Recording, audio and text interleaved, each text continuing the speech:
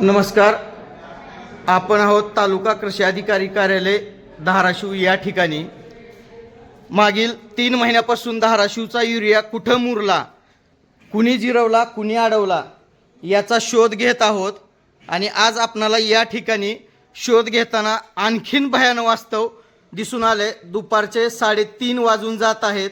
या कार्यालयात आपण बघू शकता आत्मा शाखा आहे, या ठिकाणी खुर्ची रिकामी आहे. फलोत्पादन शाखेची पण खुर्ची रिकामी आहे. सांख्यिकी शाखेला 2 कर्मचारी या ठिकाणी फक्त बसलेले आहेत काम करत.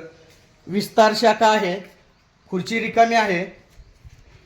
त्यानंतर पीएम किसानची पण खुर्ची रिकामी आहे.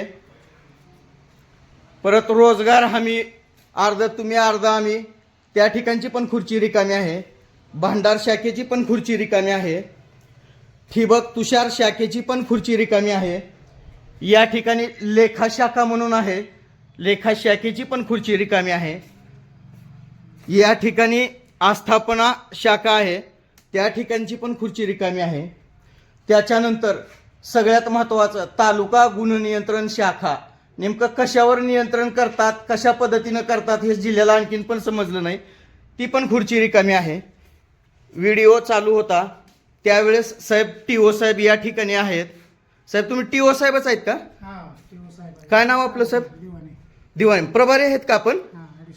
ॲडिशनल चार्ज आहे का? मागील 6 महिन्यापासून 1 वर्ष 2 वर्ष झालं असेल तालुक्याचं कार्यालयच खरं तर इथलं प्रभारी आहे. मग ते नेमकं कशामुळं प्रभारी आहे, त्याच्यात कोण मलई खातंय, काय खातंय, कोण जाणून बुजून या तालुक्याला प्रभारी ठेवतंय. लोहाऱ्यासारख्या छोट्याशा ठिकाणी तालुक्याला सुद्धा या ठिकाणी तालुका अधिकारी आहेत टीओ, आणि आपल्या जिल्ह्याचं ठिकाण आहे, मुख्यालय आहे हे, पण या ठिकाणी तालुका कृषी अधिकारी नाहीत, प्रभारीच आहेत. मागच्या 3-4 वर्षापासूनचा तक्ता काढून बघा, त्या ठिकाणी प्रभारीच दिसून येतंय.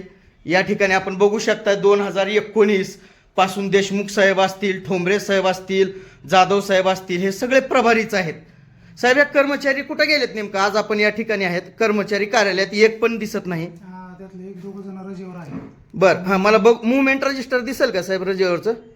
रजेवरचं आहे ते मॅडम नाही, त्या मॅडमच रजेवर आहेत आज आमच्या. म्हणजे ज्यांच्याकडे मुवमेंट रजिस्टर आहे का, मग त्यांनी दुसऱ्याकडे कुणाकडे चार्ज दिला असेल की? चार्ज ह्याच्या असे आपले कॅज्युअल लिव्ह टाकलेले त्यांनी, त्यामुळं मला तर एका कर्मचाऱ्यानं नाव न सांगण्याच्या अटीवर सांगितलं कुणाचा तरी गडावर बकऱ्याचा कार्यक्रम आहे. जर त्या ठिकाणचं जर लोकेशन निघालं उद्या कोर्टामध्ये, त्या मॅडमचाच आहे ते, त्याच रजेवर आहेत ते. नाही ना, मग बाकीचे जर कर्मचारी गडावर खुशाल बकरं खात असतील, शेतकऱ्यांचं इकडं भलं वाईट न बघता, मग सगळ्यांनीच रजा टाकून कार्यालयच बंद करून जायचं ना.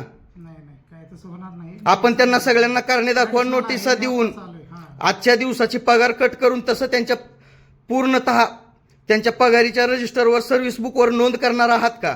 कारणे दाखवा नोटीस आता देऊ आपण त्यांना. आलो मी आता. नाही, सर्व्हिस बुकला त्यांच्या नोंद करणार आहात का? तसा शब्द द्या. संपूर्ण जिल्हा बघतोय, लाईव्ह आहे. ठीक आहे. कधी मिळेल मला त्याची प्रत? ते बघू ना, आता मी चर्चा करतो साहेबांसोबत आमच्या. आणि कोणत्या साहेबासोबत? नेमकं मोरे साहेब आहेत ना. मोरे साहेब आहेत का? त्यांच्यासोबत चर्चा करता का? करतो मी. आत्ताच आलोय जस्ट. हां, मीटिंगला गेलतो. बरं. जस्ट आलोय आत्ताच मी. ॲडिशनल असल्यामुळे काय तिकडे बघावं लागतं दोन्हीकडे. तू कुठला चार्ज आहे दुसरा तुमच्याकडे?